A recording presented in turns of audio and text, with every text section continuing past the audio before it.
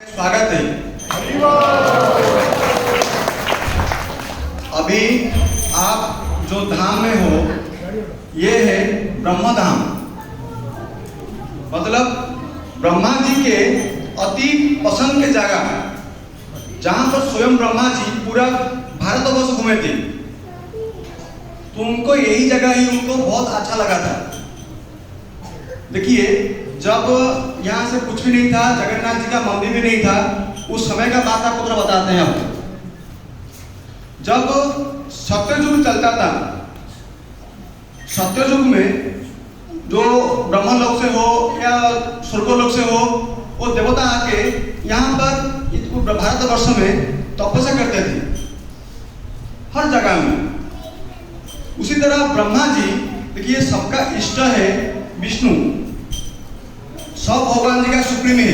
तो god of supreme is Vishnu. Vishnu ही सबसे मेन होते हैं, क्योंकि उनकी शरीर से सब उत्पन्न हुए हैं, वो सबको बनाए हैं। तो जो ऋषि भगवान जी जिसी आराध्य को तपस्या करने के लिए आते हैं, वो विष्णु जी को तपस्या करते हैं, क्योंकि उनको फल देने का पावर होता है विष्णु जी को। प्रभु विष्णु के भी अलग है, उनकी वजह से और कोई उनको फल नहीं दे सकता है। तो उसी तरह ब्रह्मा जी तपस्या करने के लिए चले गए थे, कहां पर?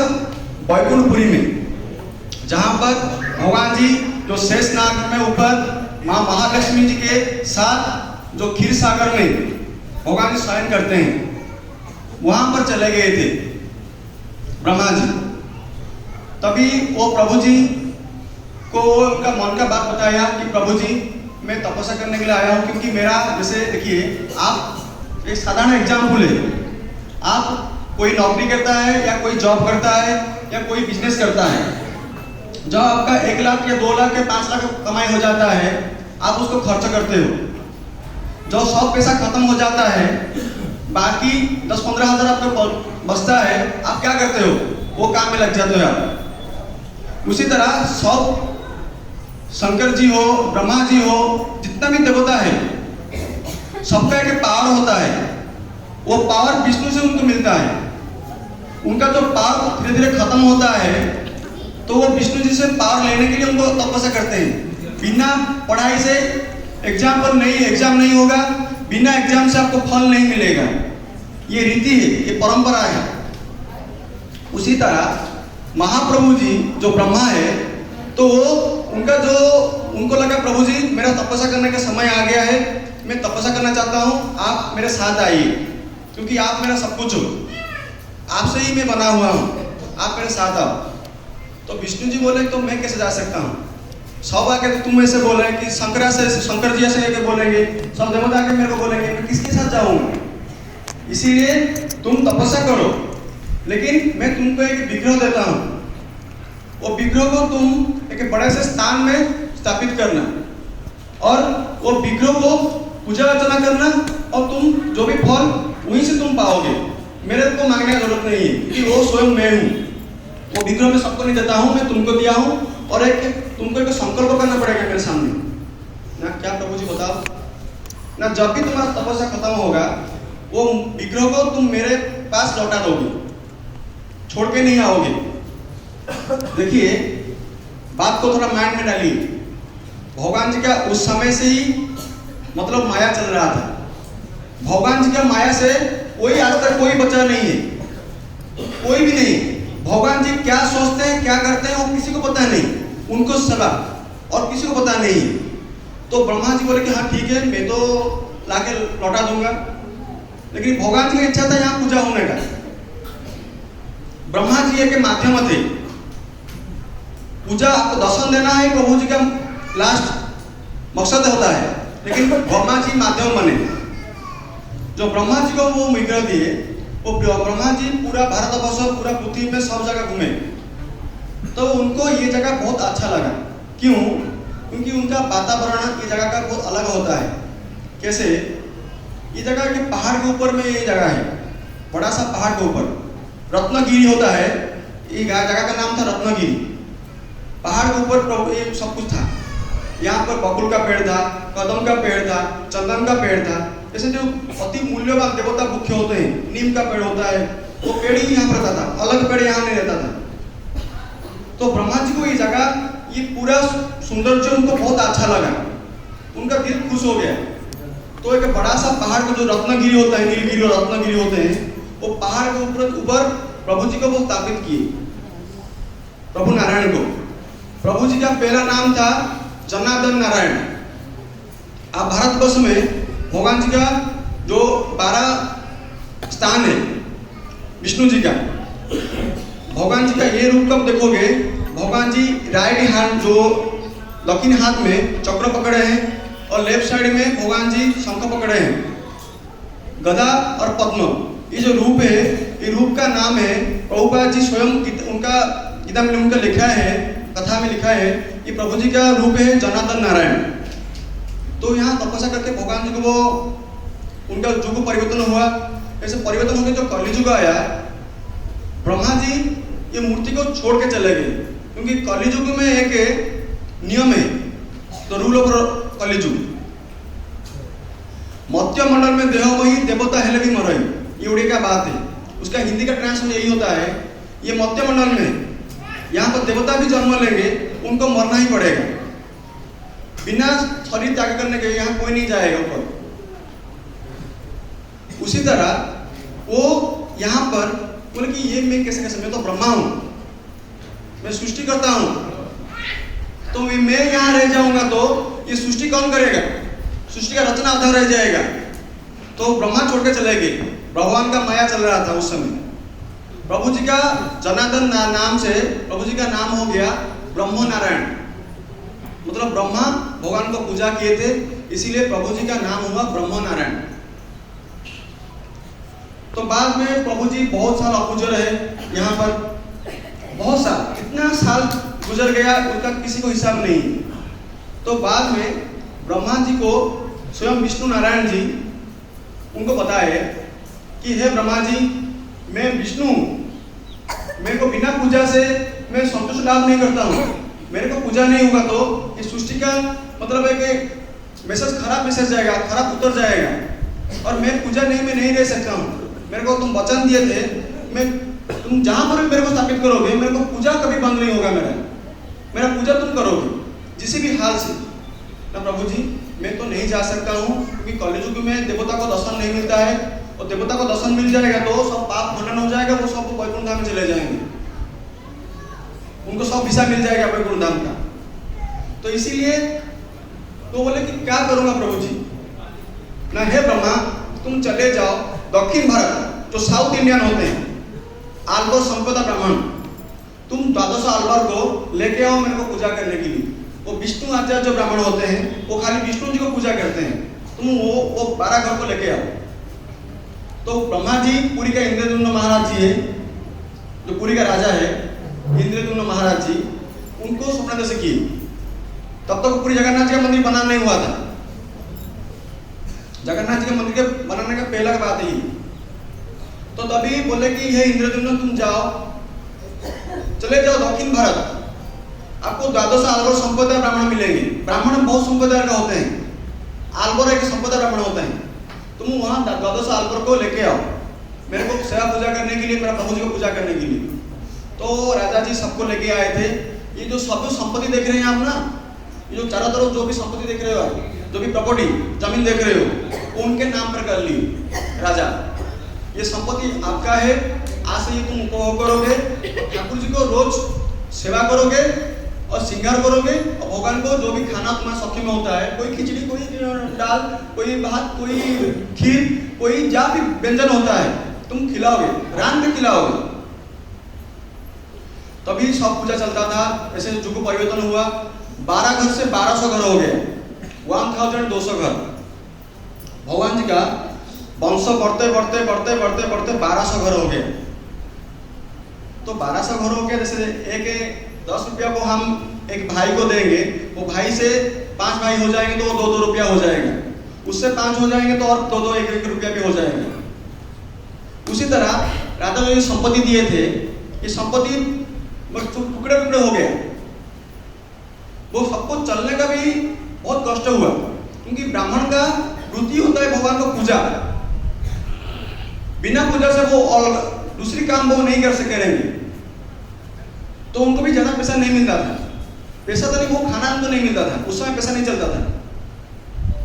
तो उनका मेन मकसद था खाली खाना, भगवान को सेवा करना, वही सबसे बड़ा होता है। और तभी वो जो उनका एक अति गरीब ब्राह्मण का पाली पड़ा, उसका नाम था श्रीकेतन। सबका अपना अपना एक नाम होता है। जैसे मेरा नाम हरे कृष्ण है, आपका नाम कुछ भी होगा, तो प्रभु जी आपके पिताजी माताजी आपको दिए होंगे, भगवान के नाम से आपको मिला होगा, उसमें सबका नाम होता है। तो उसी तरह उनको नाम था श्रीकेतन, उनका पत्नी का नाम था मीनती। सब ध्यान से सुनिए, ये मेन पॉइंट है। और उनका एक छोटा सा बेटा था, बेटा का नाम था मधुसूदन, उनको प्यार से बोलते हैं मधु। तो भगवान जी वो उनका ये भी माया चलता था, क्योंकि उनके हाथ से वो सेवा नहीं लेंगे तो भगवान जी फेमस कैसे होंगे। फेमस का मतलब यही होता है, जैसे चैतन्य महाप्रभु जी यहाँ नहीं आएंगे तो भगवान का दर्शन आप नहीं करेगा। अभी आप तो दर्शन किया, वो चैतन्य महाप्रभु के दर्शन कृपा से दर्शन किया यार। वो पूरी में जगन्नाथ जी का दर्शन नहीं कर पाते थे, वो जान देने के लिए नहीं जाते थे, तो उनको यहाँ जगन्नाथ जी नहीं बुलाते थे, और भगवान का दर्शन आप नहीं किए थे। ये सब भगवान का माया है आप लोगों के लिए। भगवान जी का स्वार्थ कुछ नहीं होता है। भगवान जी का स्वार्थ यही होता है, वो भक्तों का स्वार्थों से भगवान का स्वार्थ होता है। आप जो सोचता है भगवान उसको फल देता है, वही करते हैं भगवान जी। तो तभी वो श्रीकेतन घर में कुछ भी नहीं था, राजा का आदेश है कि भगवान जी का पूजा करने के लिए तुम जरूर जाओगे। पूजा नहीं करोगे तुम्हारा सिर से धड़ अलग हो जाएगा, क्योंकि उस समय राजनीति चलता था, राजा ही सब कुछ होता था। तो तभी उनको जो घर में कुछ भी नहीं था, वो कैसे पूजा होगा। तभी उनका जो बेटा था, वो बेटा को बुलाया, मधु मेरे पास आओ, एक एक कार्य तुमको मैं दूंगा तुमको, वो कार्य तुमको मैं दूंगा, वो कार्य तुम संपन्न करोगे तो तुमको अच्छा पकवान तुमको खाने के लिए दूंगा ना। बताओ बताओ पिताजी आप क्या बोलना चाहते हो, बताओ। तभी मधु उनके पिताजी को पूछे थे, पिताजी उनको यही दायित्व दिए थे, आप भगवान जी को 2 दिन पूजा करना।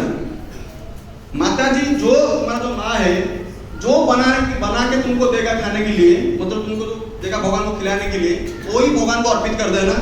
और भगवान को इतना ही बोलना, प्रभु जी मेरा पिताजी नहीं है, पिताजी बाहर गांव गए हैं कुछ काम के लिए, आप मेरा प्रसाद ग्रहण कीजिए, भक्ति भाव से भगवान को खिलाना। और एक बात मधु तुम हमेशा याद रखना, भगवान ही हमारा सब कुछ होता है।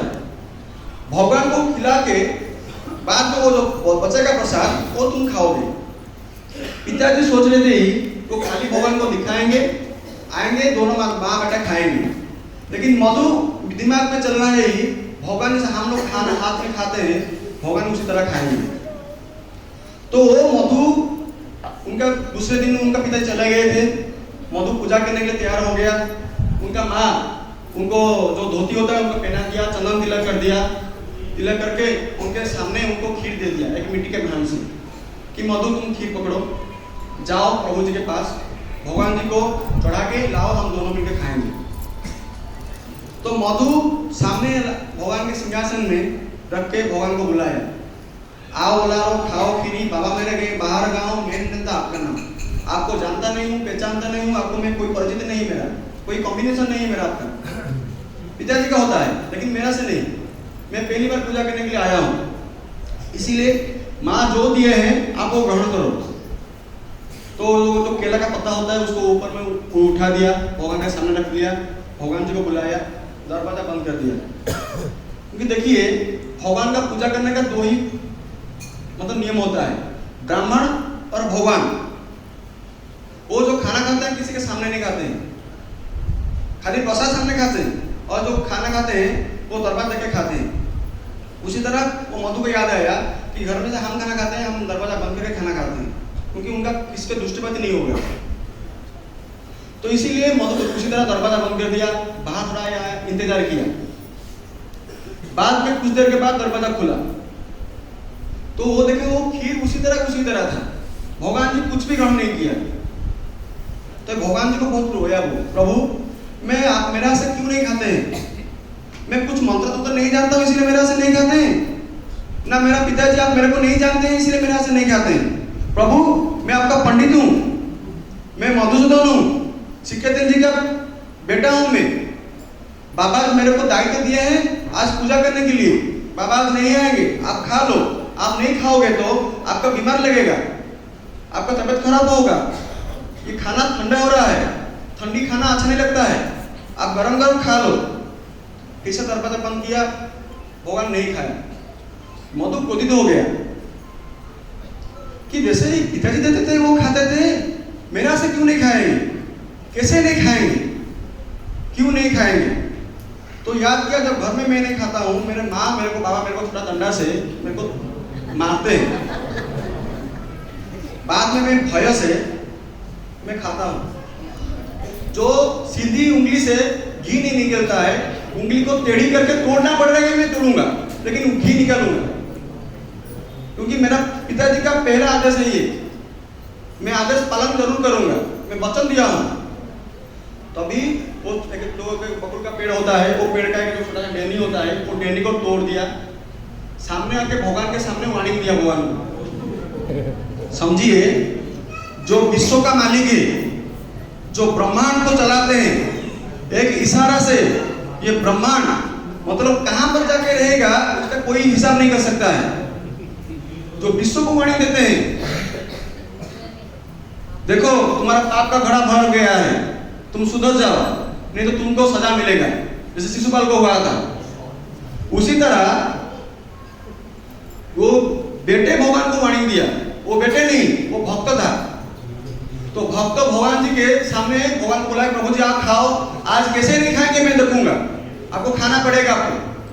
तो वो दरवाजा बंद कर दिया। भगवान जी भी भक्त वत्सल प्रभु है, भगवान जी भी सोचे इतना देर दिन के बाद कोई तो है, कोई तो है मेरे को खाने खिलाने वाला, क्योंकि मेरे को कोई नहीं खिलाता है, सब खुद के लिए सोचते हैं, जो मेरे लिए सोचता है उसी के लिए मैं सोचता हूँ। आज एक मधु मेरे को खिलाने के लिए आया है, वो विश्वास। तो भगवान बहुत आने से खाने लगे थे, खाली पात्र लेके वो घर में गया, माँ को बोला कि खीर कहाँ है, ना खीर सब खा लिए प्रभु, ना खीर की वो तो पत्थर का मूर्ति है, वो कैसे खाएंगे? तुम्हारे बाबा पूजा करते हैं रोज, तुम्हारा पूरा जो काका बड़ा पापा जो 1200 कमाबड़ा गांव है पूजा रोज करते हैं, एक दिन कभी किसी का से नहीं खाया, तुम्हारा से खा लिए। तुम आज से झूठ बोल रहा है, अब बड़ा है तुम क्या करोगे? तुम झूठा हो, तुम्हारा परीक्षा होगा, क्या है सत्य बताओ।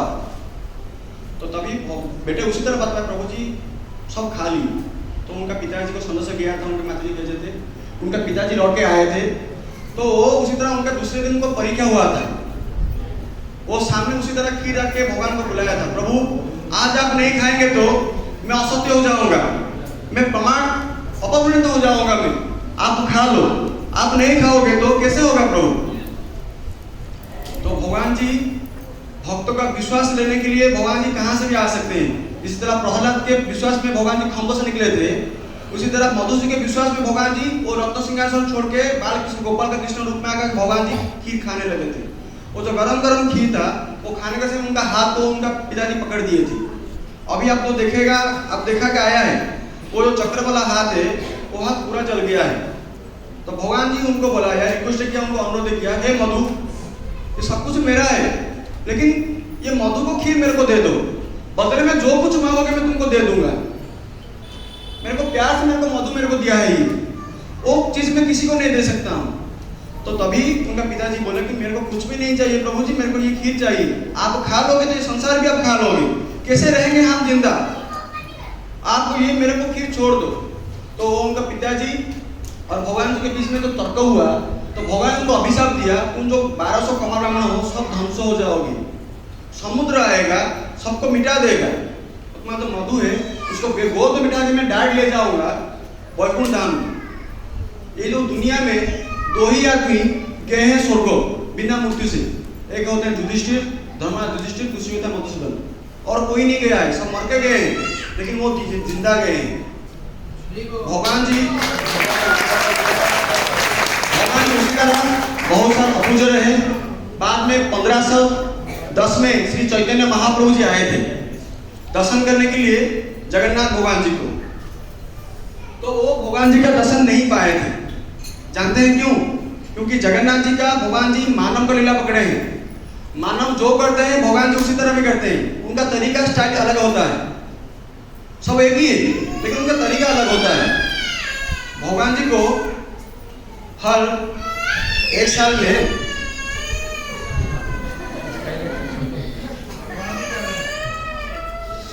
शायद भूख लग रहा है, तो उनको हर साल 15 दिन जगन्नाथ जी को बीमार लगते हैं, जो बुखार होते हैं। तो बुखार होने के बाद वो 15 दिन दर्शन कोई नहीं पाता है। भगवान जी कहाँ जाते हैं किसी को पता नहीं। तो चैतन्य महाप्रभु जी आए थे तो गौरव के पीछे तो इंतजार किए थे। आपको देखा होगा जगन्नाथ जी के गौरव के पीछे 3 उंगली का निशाना है। वो 3 उंगली से भगवान को दर्शन करते, वहीं से दर्शन करते थे, अंदर नहीं जाते थे भगवान जी, क्योंकि चैतन्य स्वयं राधा थे।